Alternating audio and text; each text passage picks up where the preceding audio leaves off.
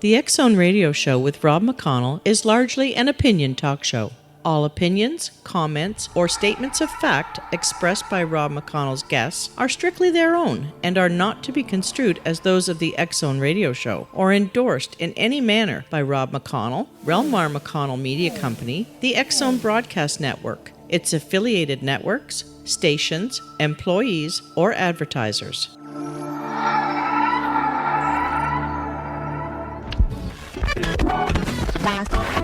All Hit Radio.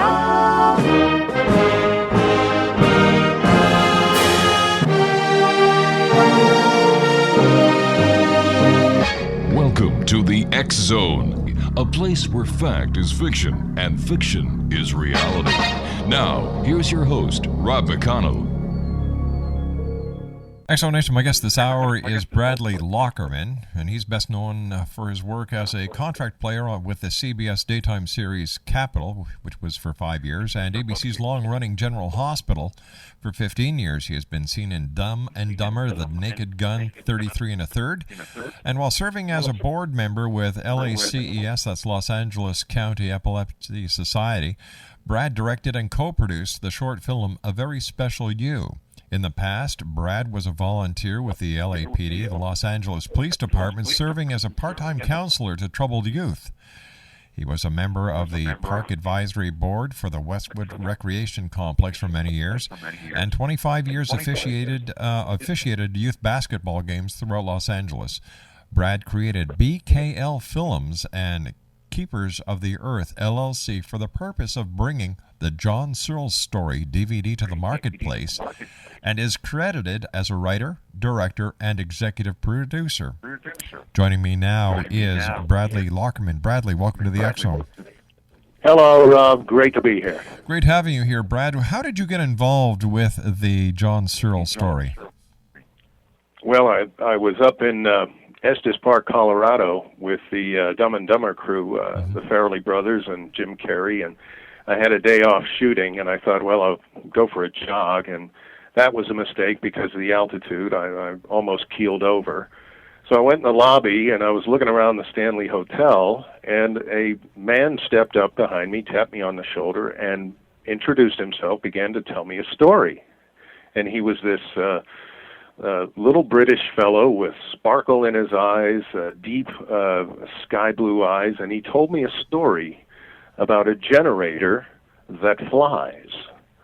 And after 35 minutes, Rob, the only thing I could muster to say is, "You're a movie." And it just struck me that even if everything he just told me was some kind of a dream or altered state, that this man has the wildest story I have ever heard. Do you believe it? You know, I have been around it long enough and have a relationship with John Searl that is such.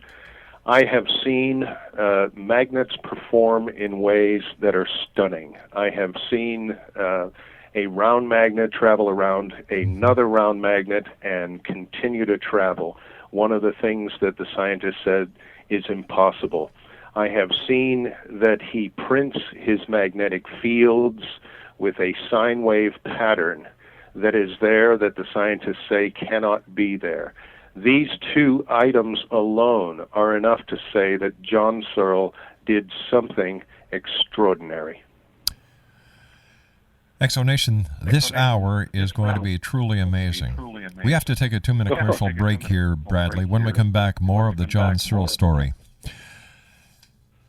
www.johnsearlstory.com is the website. That's JohnSearlstory.com. My name is Rob McConnell. This is the X-Zone. We're coming to you from our studios in Hamilton, Ontario, Canada, on the all-new X-Zone Broadcast Network and the Talkstar Radio Network. 1-800-610-7035 is toll-free. X-Zone at xzoneradiotv.com is our email address. And our website, www.xzoneradiotv.com. I'll be back on the other side of this commercial break as we continue. Right here on in the X-Zone. Don't go away.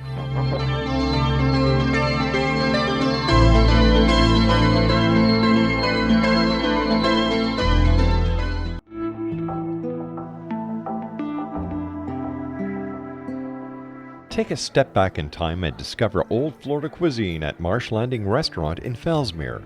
Enjoy delicacies such as frog legs, gator tail, catfish, and swamp cabbage, or enjoy the more traditional cuisine like hand-cut Angus steaks, ribs, and seafood. Join us for breakfast with a southern flair featuring sweet potato pancakes, biscuits, and gravy, and much more. Planning a party? Marsh Landing's private dining room can accommodate groups from 8 to 80 people. While you're visiting, enjoy the historic pictures, artifacts, and stories that line the walls. Marsh Landing is truly a unique experience. Marsh Landing Restaurant, 44 North Broadway in historic Fellsmere, or visit marshlandingrestaurant.com. Marsh Landing, Old Florida cuisine at its best.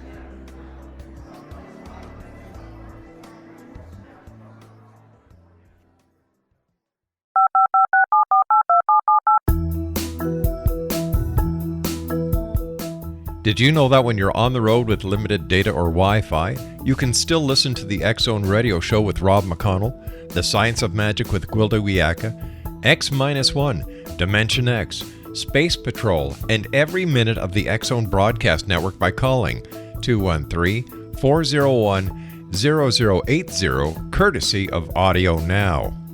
No smartphone, app, or internet needed. It saves your data plan and it's free if you have unlimited minutes. Call 213-401-0080 to listen on any phone, anytime, anywhere. Remember 213-401-0080 for the best of the paranormal, parapsychology, and sci-fi radio programming anywhere, 24/7, 365.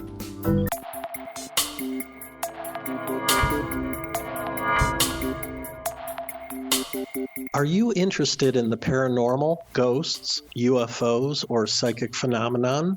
Join me, Tim Bartley, co-host of Talking to Spirits with Lightworkers Tim and Justina, coming mid-January 2017 to the XZBN. We will channel spirits live and talk to them, revealing all kinds of amazing information. Spiritual attachments will be found and removed on the show, and so much more.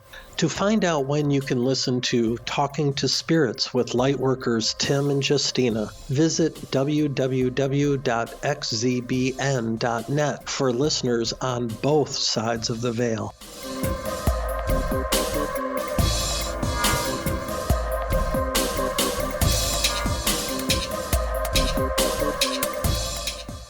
John Searl is the story that we're talking about. My guest this hour is Bradley Lockerman. And Bradley, let me start off by asking you, who is John Searl? John Searl, Rob, is the inventor of the Searl effect generator, the SEG. He was born in 1932 in Wantage, England, to a very poor workhouse. He had a lot of trouble as an infant. He suffered great trouble as a child. He was beaten and kicked about, and Dr. Barnardo's Homes, which is the British equivalent of child safety at that time, came in and took him away from his parents and put him in schools and homes. So he was essentially raised as a foster child. And the beatings he suffered caused him to lose his hearing. The bones inside his ears were destroyed from impact on his head. Now, they thought he was slow or developmentally behind most of the kids, when in fact he just couldn't hear. And so he went through school. It was rather tough. He couldn't read. He couldn't do simple numbers or addition and subtraction. But when he finally caught on in his secondary school, he had enough of an education where he could go out and be placed into a job. That job was in 1946 at British Rewinds, which was a factory that essentially reproduced and refurbished electric motors and electric generators. So he was working with magnets and coils and these kinds of things at that age. In 1946, he thought, because of a series of dreams he had as a child, he began to connect his dreams to an active invention, and that invention was a new structure of generator device, and it became the SEG. his first experience in 1946 was building his SEG, magnetizing it, rollers around what he calls the plate or the ring, and you can see that in the film, a mock-up demonstration. And this thing overloaded. It became so electrified that it overloaded, and it lifted off the kitchen table and crunched into the ceiling in front of himself and his landlady. And he thought, well, that's a stupid thing, and he tried to grab it physically with his hands and bring it down, but he noticed it had gone superconductor. It turned into a block of ice, nearly 4 Kelvin in temperature, so his hands stuck to it, and the landlady had to jam something inside of it to stop it from running. It crashed down. Well, he refurbished that unit, refired it up, and he was advised to put weight on it, to bolt it down, hold it down, put some weight on it, lead weighting. And he revved this thing up again. Well, instead of lifting gently, it now had twice the kinetic energy because of the weight, and it blasted through his ceiling and up above the house. Now, in the film, you see we visit the location of this home, and it was destroyed in 1946, and we have Searl in front of the location, and he says, rather amusingly, well, you know, the house is gone. I destroyed it. And they took him down to the police station and gave him a few nights in the can for destroying a home. Unreal. Yeah, it's a mind bender, Rob. So he moves forward a few years, and he meets a man that is dying of cancer. And the man that's dying of cancer takes a liking to him and says, he's rather well-to-do, and he says, John, if you can make people look up into the sky because they're always looking down, their heads are down, I will pay the cost of doing it. So he calls his son in, his real son, and he says, take John down and get him the tools he needs and the materials and everything else, and let him build this thing he's been talking about. And John Searl proceeds to build 6 more, and they're about 3 feet in diameter, and he builds 6 more of these devices that each behave in the same way. They rev them up, they get to a certain speed, there's an ozone smell, and there's this electronic activity, and it's developing hundreds of thousands of volts at the rim, and then they lift to about 60 feet, and he says it'll change, it'll start to glow, it'll go from pink to green to white, and then they shoot off. And I asked him about this when I first became involved in telling the story, and I asked him flat out, I said, John, where'd they go? And he would point up. He said, that away. And I said, what do you mean, where? He said, that away. They went that away. And he's pointing directly up. I said, where are they? He said, don't know. They're just, as far as he knows, they're still going from 4 decades ago. Wherever they are, they're still going. So he builds that first one, then he builds 6 more, and it's at this time in the late 50s that he realizes there are ways to control what's going on, and that has to do with frequency and exposure to different wavelengths, which he noticed certain exposure to different wavelengths would cause the rollers to slow down. So he developed a way to control this. But Searl, not being a trained physicist or scientist or anything like that, he didn't invent something to achieve a goal. He invented something and then explored what it does. And that's a key difference, I think, with inventors. Rather than throw it away, he said, okay, it wants to fly, let's build a body. Let's put a body around it and let it fly and see what happens. Is it possible what we are being told are actually UFOs have a John Searl connection? Well, that's a question that comes up a great deal. Throughout Searl's life, he's been approached and said, we think that you've tapped in, whether it was from your dreams as a child, that perhaps your dreams were planted in your mind so that you would come upon this and it would be an invention of a human being, or that you stumbled onto this and it happened to do what it does and you were successful in exploring the experiment of an SEG. So it's it's a total mind bender, Rob. The story is so broad and so astounding. Now, it happens that the many times that I was over in the UK exploring the story and looking for witnesses and looking for documents and newspaper, and we find a lot of that stuff. You'll see it in the film. You'll see newspaper articles that pose the question, can saucers really fly? And then they talk about John Searl.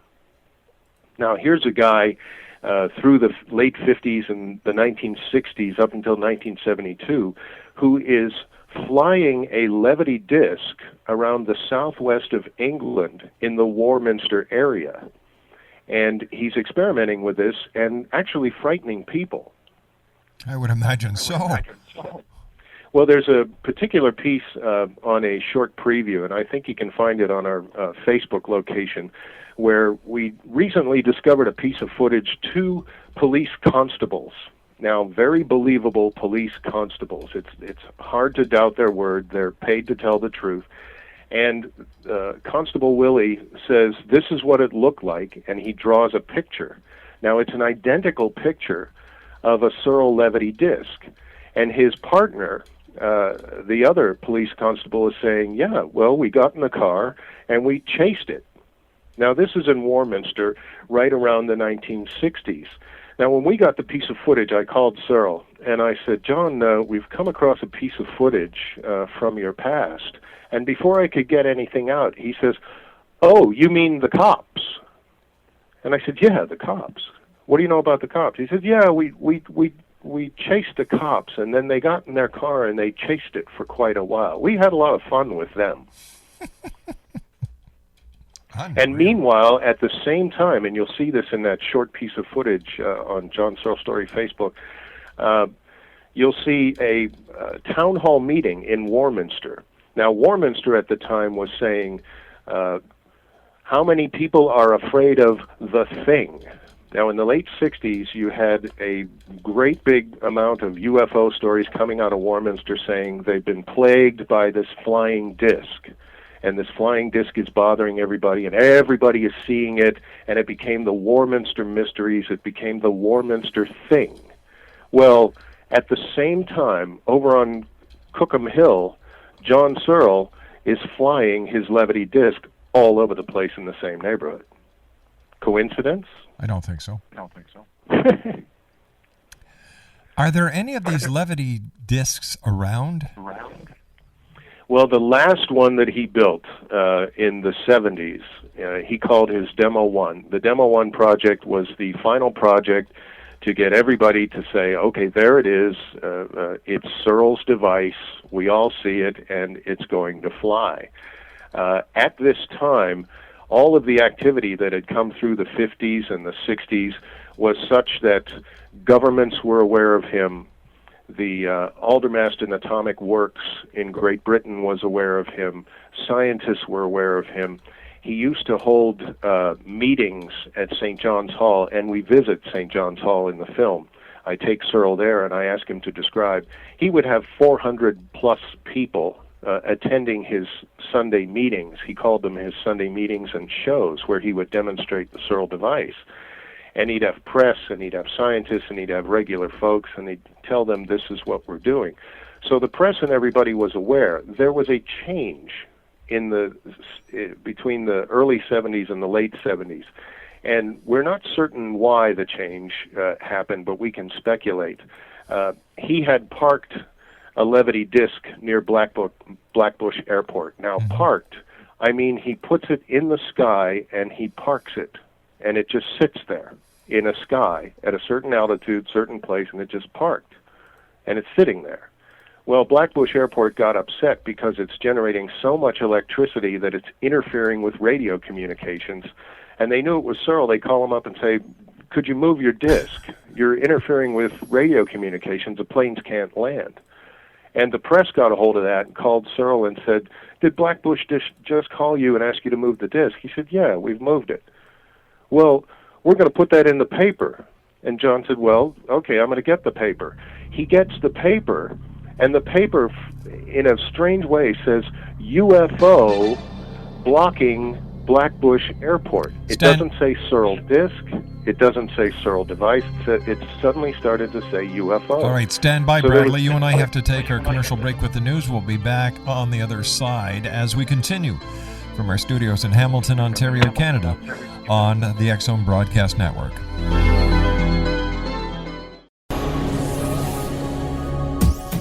This is the X Zone Broadcast Network, broadcasting worldwide on broadcast affiliates and satellite program providers, including CNN Broadcast Network, Sirius Satellite Network, Star Media, Good News Radio Network, Angel Broadcast Network, Wiki Broadcast Network, and WPBN TV. For more information on the X Zone Broadcast Network, visit us at www.xzbn.net.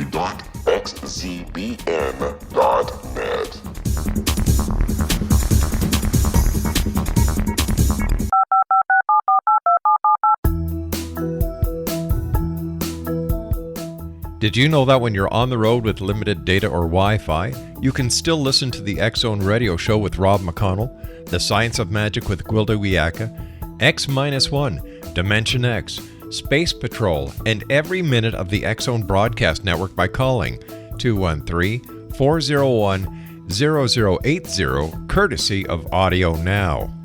No smartphone, app, or internet needed. It saves your data plan and it's free if you have unlimited minutes. Call 213-401-0080 to listen on any phone, anytime, anywhere. Remember 213-401-0080 for the best of the paranormal, parapsychology, and sci-fi radio programming anywhere, 24/7, 365. Welcome back, everyone. Bradley Lockerman is our special guest. And we're talking about the John Searl story. And I must tell you, this is one of the most interesting stories that I've heard. And it's a wonder with all the hype that he has been getting elsewhere around the world that it hasn't trickled into the North American market. And when we last left off, Bradley, we were talking about how an event at an airport was actually reported in a newspaper as a UFO and did not tell the true story. Does this happen often in his life? Yes, Rob. It's very interesting that the earlier part of the chronology and the documents and everything that we found through the 50s and the 60s, everyone was pretty much open to this, clever fellow who was doing the things he was doing, and he was open about it. He didn't try to hide anything, and he actually had a lot of fun.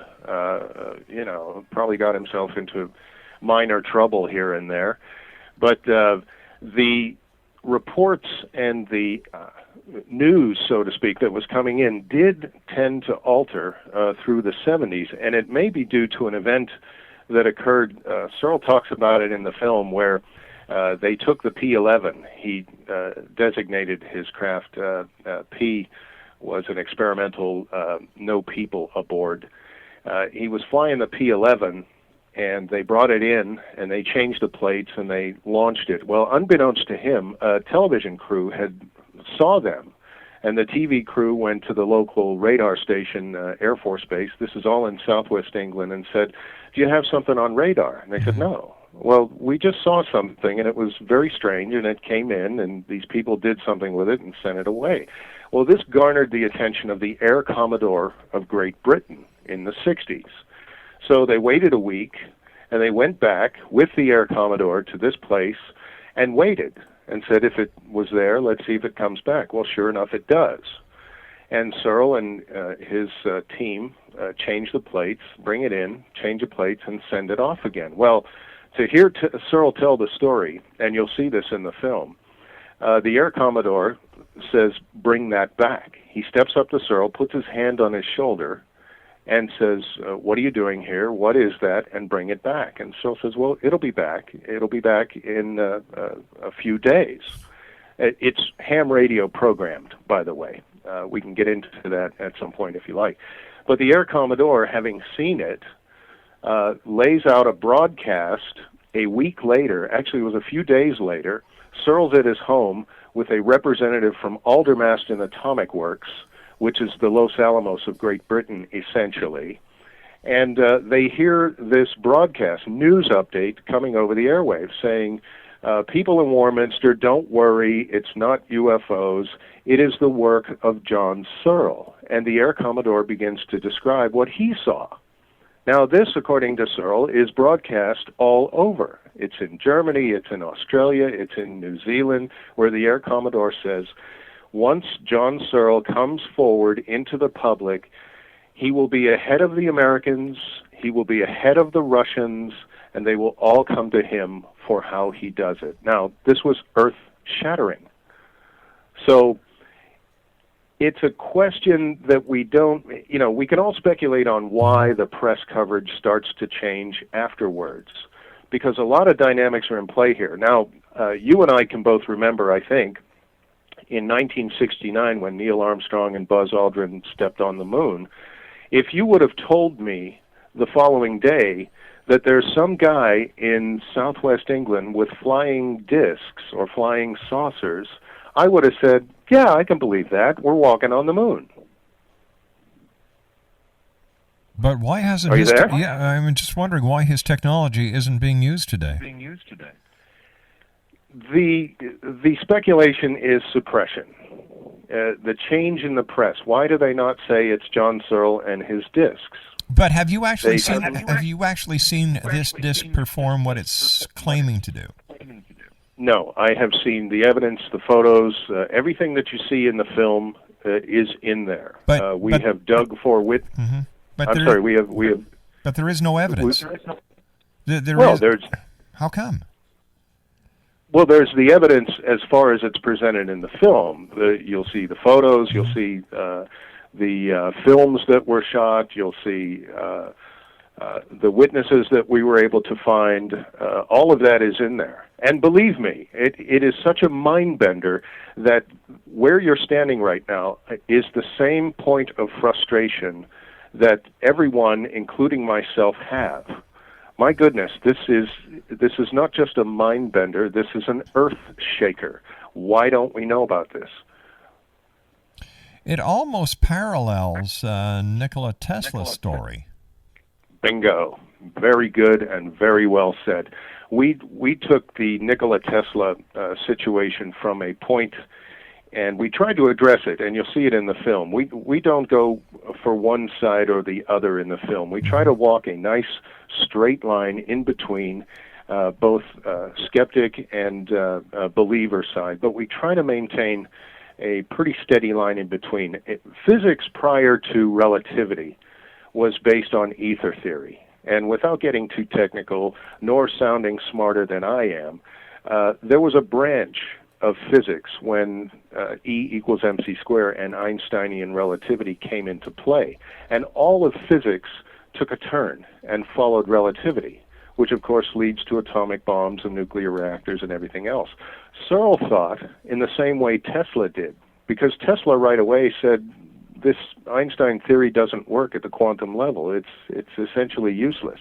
Well, Tesla was vilified, Einstein was glorified, and we lost. The question is, what did we lose when we didn't listen to Tesla way back when this fork in the road came? And so it is people like Searl that have pursued the Tesla line of thinking.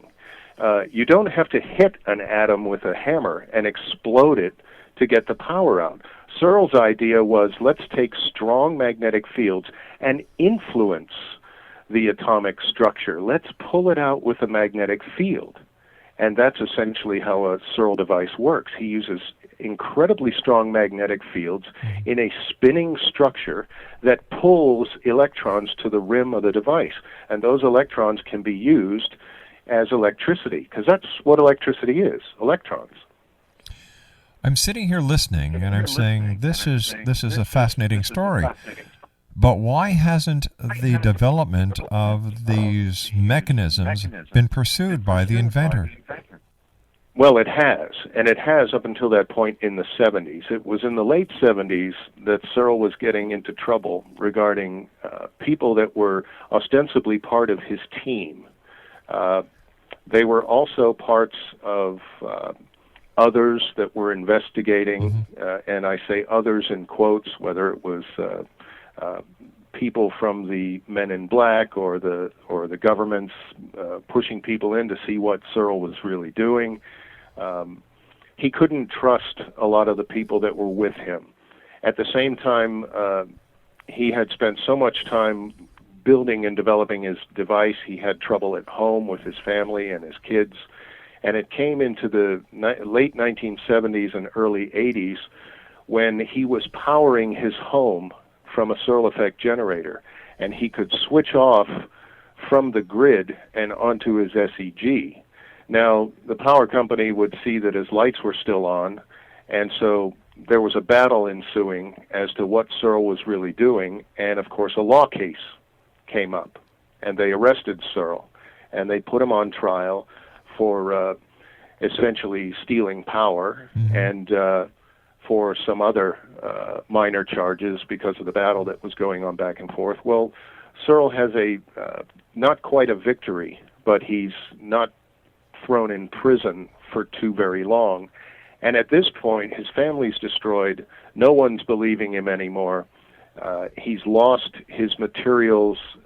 All of his research was confiscated and burned and destroyed. So he literally, and you'll see this in the film, he literally walks away from his family, his home, and he walks. But all he would have had to do at that time is say, this is what I've been using to power my house. Why didn't he just? Why didn't he just do that? I'm sorry, Rob, but yes, he did. He was very open about it. Come in and see it. And he was negotiating deals with investors that were coming in, and he would show, and he would flip the switch. And you'll see in the film a particular witness, Richard Veer Compton. You'll see him in the film. He was there at this time. I found this guy, and I said, "Would you come on camera?" He said he would. And there's a nice piece of film of Richard Veer Compton who was there, and he saw the switching. Now, Veer Compton says, if you switch from one load to a different load, you should notice a blink or a dip or anything else. He noticed nothing. All he saw was the lights were on, John flips a switch, and the lights are still on. Now, does that mean that the Searl effect generator is working? Or does that mean that John was doing something to make people think he was switching over? Veer Compton couldn't come to a conclusion, and you'll see that in the film. But essentially what's happened here is, at this time, trouble is brewing around Searl. Now, do they want to shut him down? You know, the euphemistic they in quotes. Do they want to mock him and ridicule him and push him out? Do they want to take his SEG? Because that's what happened in the court case. They're sitting in court, and John said, well, we'd like to produce the SEG and show it to you. Well, the power company came in, they cut it out of the wall and took it. Well, where is it? Well, they just took it. Well, for them to win the case, all they have to do is bring the SEG into court, show that it does not work, and Searl's going to be convicted. Well, they don't do that. They don't bring it into court. They let Searl go. But why didn't Searl just build another one, bring it into court, show the court that it did work? This is a man who's unjustly thrown in prison. This is a man whose family is being destroyed. This is a man who's been ridiculed for some 4 to 6 years at this time. This is a man who is no longer acknowledged as John Searl and his disc. It's now everything is UFOs. This is a man who is being mocked, ridiculed, bashed, and battered in the late 70s and early 80s to the point where anyone who's human would have a breaking point. All right, let me ask you this. Is there any connection between John Searl and his electromagnetic machine, or whatever you want to call it, is his SEG and crop circles? A great question. It is not Searl that's doing it. I do know that.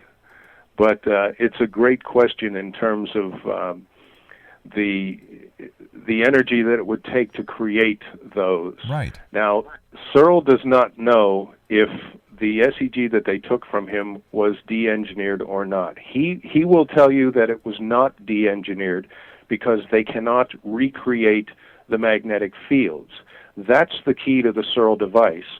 You have to print a specific magnetic field on the components of the SEG. Otherwise, it won't work.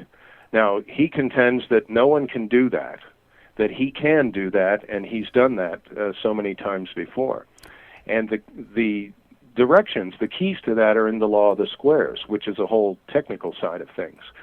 But as far as the crop circles, if it's SEG or Searl technology that's creating crop circles, it is someone else using Searl's device and doing so, but not John Searl. Oh, because the timeline between the time that he was very active to when the crop circles appeared seemed to be more than a coincidence.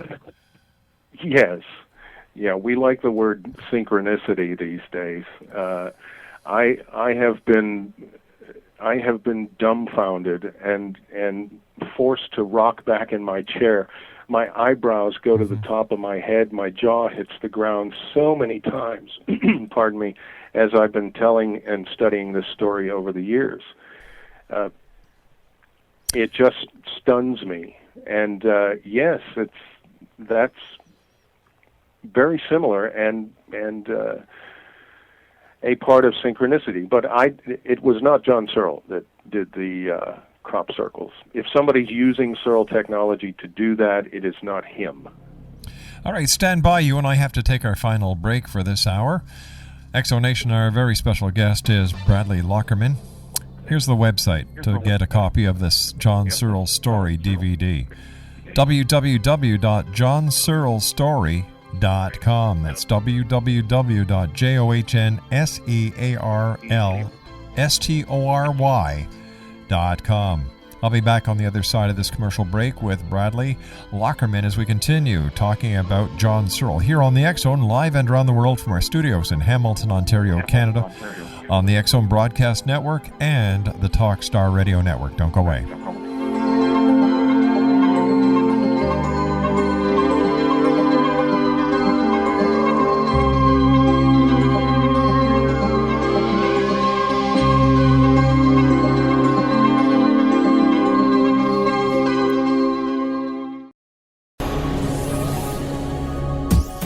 This is the X-Zone Broadcast Network, broadcasting worldwide on broadcast affiliates and satellite program providers, including CNN Broadcast Network, Sirius Satellite Network, Star Media, Good News Radio Network, Angel Broadcast Network, Wiki Broadcast Network, and WPBN TV. For more information on the X-Zone Broadcast Network, visit us at www.xzbn.net.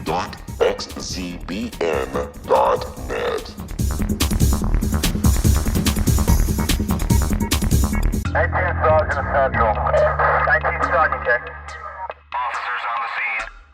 Hi, I'm Larry Lawson, host of Paranormal Stakeout. With over 36 years in law enforcement, I have learned a few things. The most important is the proper gathering and preservation of evidence is vital to putting the bad guy behind bars. It's no different in the world of paranormal investigation. Whether it's the search for the afterlife, cryptozoology, UFOs, and extraterrestrials, how we gather the evidence, preserve that evidence, and present it to a jury of our peers will make the ultimate difference in proving the existence of worlds and entities that are beyond our imagination. Join me, Larry Lawson, every week on Paranormal Stakeout when, along with my guests, we'll take a journey to prove with indisputable evidence what man has struggled to believe for centuries. Go to xzbn.net for the broadcast schedule and check me out at paranormalstakeout.com.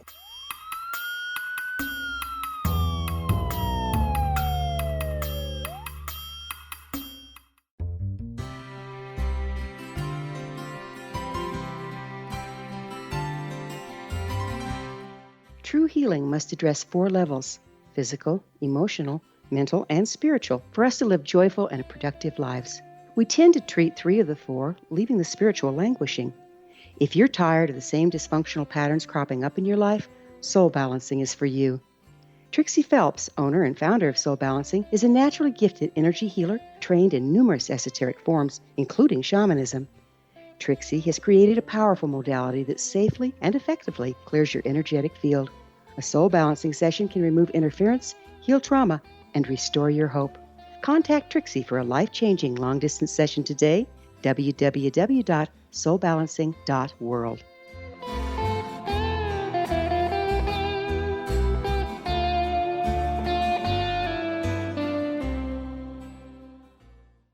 Bradley Lockerman is my guest this hour, and we've been talking about the Searl effect generator. And if you'd like to get a copy of the DVD, Exo Nation, www.johnsearlstory.com. That's www.johnsearlstory.com.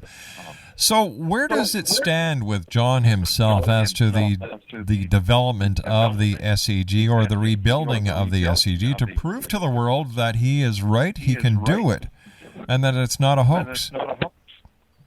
Fortunately, they are presently moving forward. And they recently had an effort in Thailand, which is still working. And the effort is now moving, as best I can say, to North America. My contention has always been, John, we need something. We need something to show the people. Yeah. You will see the mock-up in the film. Now, the mock-up, of course, is to demonstrate those properties of spinning magnets and a sine wave magnetic field. But, John, we need the rings and rollers doing something. And it's been my contention that John needs a laboratory, he needs a set of equipment and a set of materials and a certain period of time to get it done. But how did he do it? How did he do it before? Why can't he just make one the way he did before? Before he had access. When he built the the ones in the 1950s, he left British Rewinds, and then he was hired at the age of 21 as a foreman at Midlands Electricity. Interesting. Now he's gets this job because he's clever in magnetics and electronics. Now he's made a foreman at 21, and Midlands Electricity, his boss said to him, "Look, John, people are laughing at you. You're talking about this flying disc and this generator, and people are laughing at you. Now you gotta do something here. You either leave, you shut up, or actually build it." And Searl said, and you'll see this in the film, I don't want to leave. I like my job. I don't want to shut up because I can't, and I'll build it. And so Midlands Electricity says to him, "Well, what do you need?" He says, "Well, I need a magnetizer. I need an argon oven. I need certain materials." He said, "Fine. What else do you need?" "Well, I need neodymium, and I need nylon, and they said, "Okay, we'll get all that for you. All we'll right, get it here." Right. You know what? We're going to have you back on to finish this story because we've run out of time for tonight. But I have to ask you this. Why didn't he just go to the Department of National Defense or to NASA or anywhere else and say, "Look, this is what I've got. I want to give it to the people of planet Earth"? Oh, we'd never hear from him again. Why not? Why not? I mean, what are those things flying up there now that people can't explain? Maybe they're Searl devices. Maybe they did de-engineer them. I don't know. But I don't think we'd ever see him again if he went to DOD or somebody. Listen, we've got to say so long for now. I want to thank you very much for coming on the show. It's been a great pleasure talking to you, Bradley, and I look forward to the next time you and I meet here in the X Zone. Quickly, give our listeners the website that they can go to and get a copy of the DVD. Yes, the johnsearlstory.com. One word, johnsearlstory.com. And if you can and you care to, look at searlsolution.com for some more technical information. All Rob, right, thank you very much, and thanks to your audience. Thank you, Bradley. I'll be back on the other side of this news break as we continue here in the X Zone on the X Zone Broadcast Network. Don't go away.